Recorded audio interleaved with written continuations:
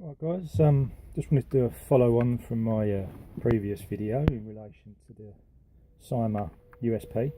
If you've seen the previous video, you'll see I did a spring change on it. This is just a follow on video really, and there's been a couple of other things done to the gun. Primarily I wanted to get the Lipo in it. I went with a Turnigy 950 MAH 7.4 Lipo. It does go in. So this is a video just to show that it can be done on the USP. As I said, there's very few videos out there for USPs. But it does go in, as you can see. Usual scenario, got the pack, remove the cover, split the pack down into two, so we can fit one side of the barrel and one on the other side of the barrel for each cell. So yeah, that went in okay. I haven't done any, or I haven't had to do any grinding from inside the slide. It's totally stock slide. I haven't had to do any grinding inside the frame anywhere. I've just left it completely stock. As I said in the previous video, the only thing I've done is taken off the black plastic barrel cover that normally comes on the gun, just to give us a little bit more room between the two cells. But other than that, it goes in perfect, no problem at all. The other couple of little things I did was remove the factory lever here, which normally you pull down to eject the NIMH battery. I just removed that just to give me a bit more room. Quite easy to do, just push a pin out and just take it out. The other thing I've done is fit a mini Deans connector to this. And I think this can be a bit confusing on the internet, because I've seen a few people saying they're using micro Deans. Now, there are three types of Deans in common use. You've got your usual Deans, which are your big ones you use in your AGs. You've got mini Deans and you've got micro Deans. These are mini Deans. The micro Deans are tiny little things, and personally I don't think they're man enough to cope with the outputs we get from these batteries. Also, the fact that a mini Deans can fit, well, fit it. You know, my view is you can never go overboard really on electrics or anything like that. The bigger you can make your wires, your connections, your plugs, the better it's going to work. So I went for mini Deans. You can buy a pack of 10. Fantastic little things, and I think unlike the micro Deans, these are the same as the regular Deans in that they're polarity dependent, so you can only connect them together one way. With the micro Deans, I think you can connect them either way, which obviously could have some nasty results. So these are basically exactly like the regular bigger Deans. They're just smaller, and they're brilliant. So that's on there. And the only other thing I did, sort of tucked behind these wires here, is a non-braked MOSFET. I've actually used an AirFet one. I've used loads of AirFets before. They're simple, cheap and reliable. So I just put one of those in there. That sort of fits in there nicely. To give you a bit more room in here, what I did was remove the stock battery connector.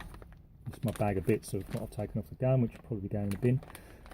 Yeah, the stock battery connector is held on by one screw. This one here.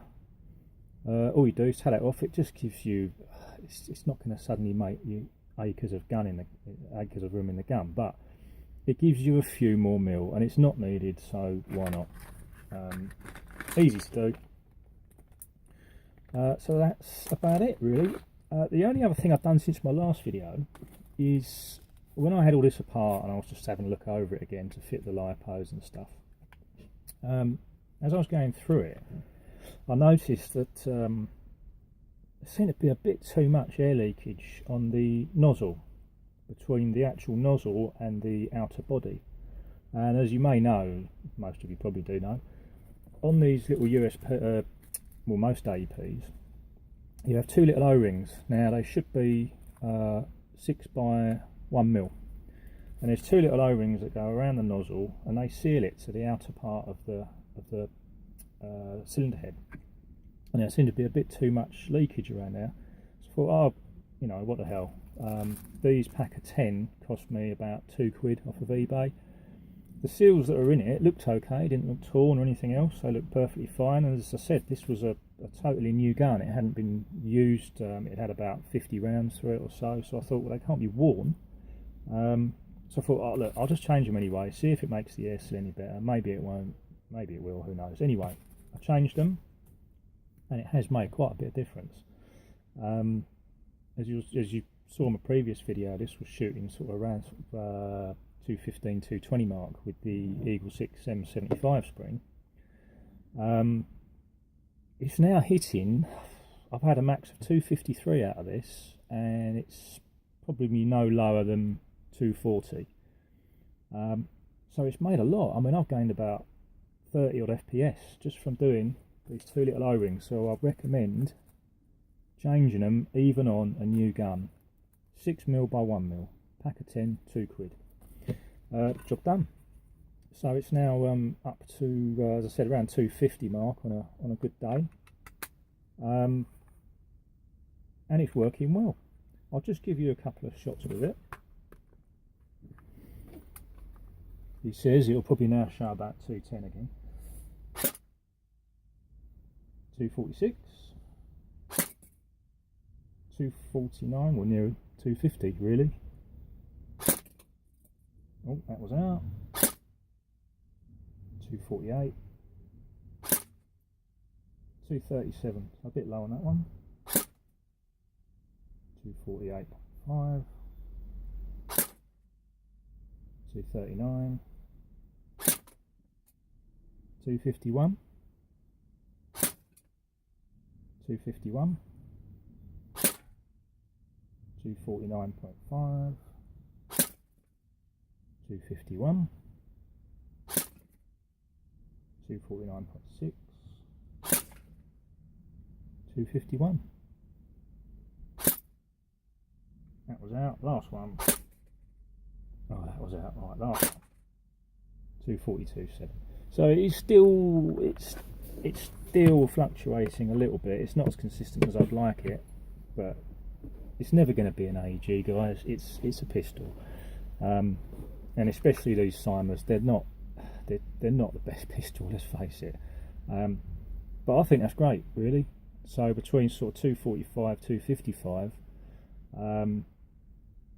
I think that's quite a good gain just from the two seals. So as I said, as soon as you get one of these, I think the Glocks are similar. I think most of the APs are similar in the method that they use with this nozzle with the two O-rings.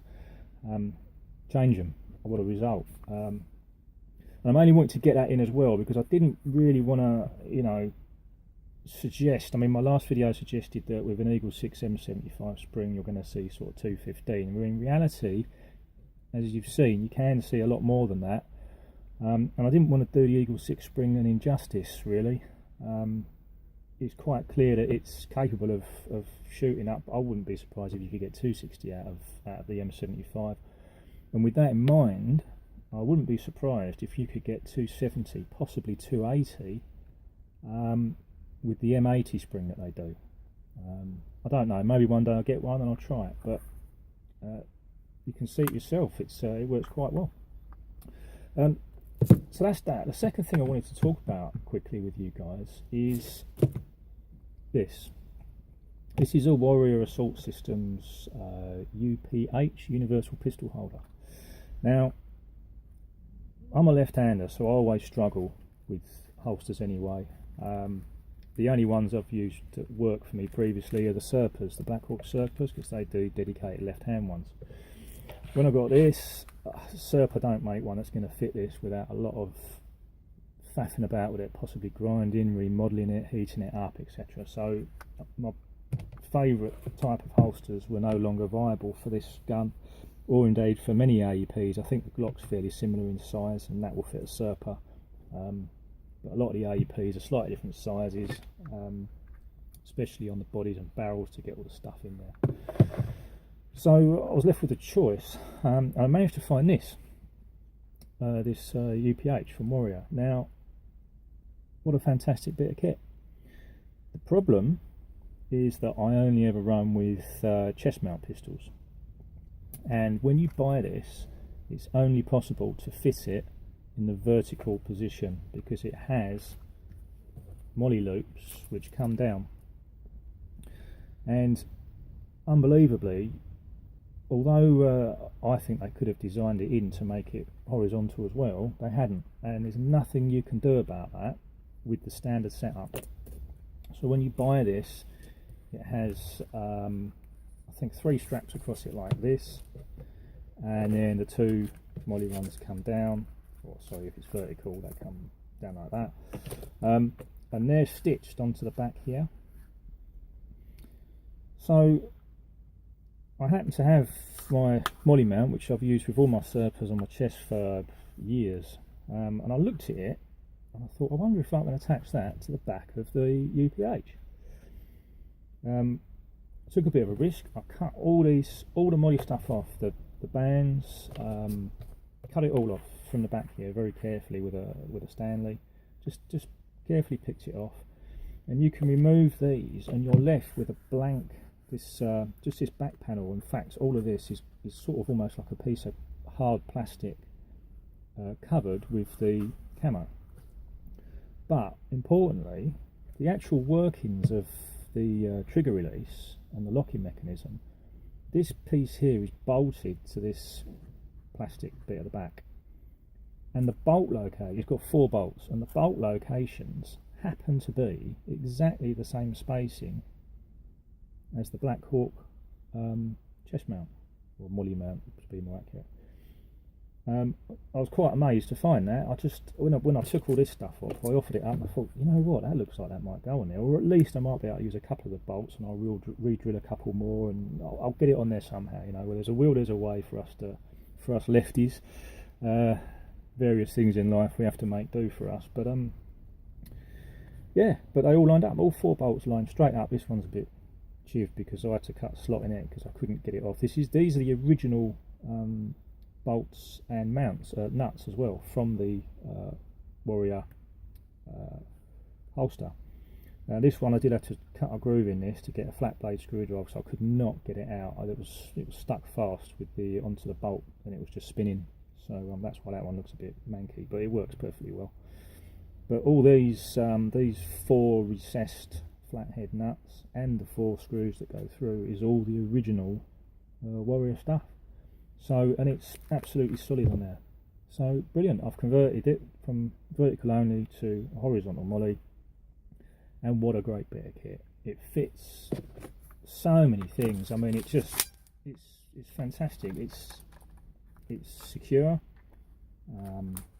It's easy to remove. You've got a thumb push here. Doesn't get in the way of anything. Simple to operate. And I'm struggling to think of any guns that this might not work with. It seems pretty flexible to me.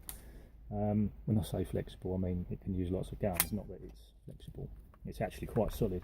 As I said, this back piece here is plastic inside.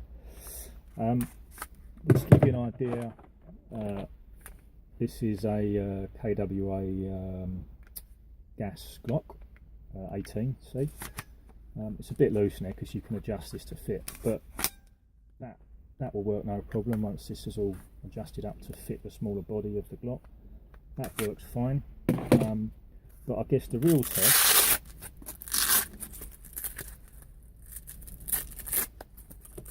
would be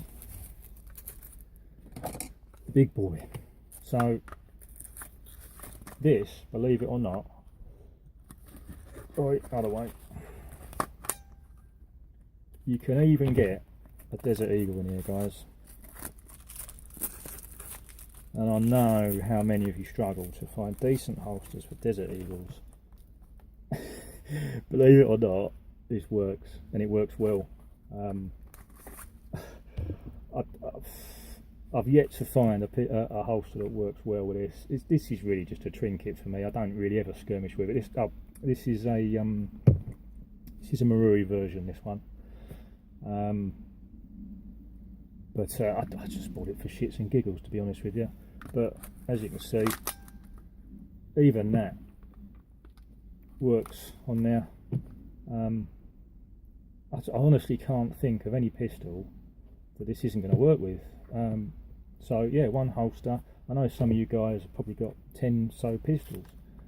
One holster, it will do all of them. So not cheap, they're about 40 quid mark. But then you're going to pay that even for a Serpa, which is single use for a single gun, you know. So for 40 quid, and if you happen to run vertical pistols like on your belt or something like that, you won't need to do any of this nonsense that I've had to do. But if you want to, you can run it chest with a little bit of playing about horizontally. But what a cracking bit of kit. Can't recommend that enough, to be honest with you. 40 quid, probably the best 40 quid I've spent in airsoft, and I can run anything I want with that. So yeah, just wanted to cover that as well. So yeah, thanks for watching, guys. Anything new comes up with the USP in the future, I'll let you know. I can't think of much I'm going to do with it now. I think I'm probably going to leave it at that. Possibly I may go for an M80 spring. If I do, I'll put another vid up. Other than that, it will just be waiting for it to start grenading itself. I don't imagine that the gears and pistons going to last forever with this Lipo, or that spring more accurately. But we'll see how it goes. I mean, I'll replace things as and when they break, really. I mean, I could just change it now, but you know what, I think I'd rather see how well it does, really. If I get a year out of a spring or 6 months out of it, I'll be okay with that. But I'll let you know, and the other bits and pieces can just go in a bin. Oh, the only oh no, I told you, yeah, the battery lever was removed, the barrel cover, and that's obviously the original battery, so just a little bag of bits that will go in a bin. But yeah, so there we are, guys. Anything else, I'll let you know. Cheers now.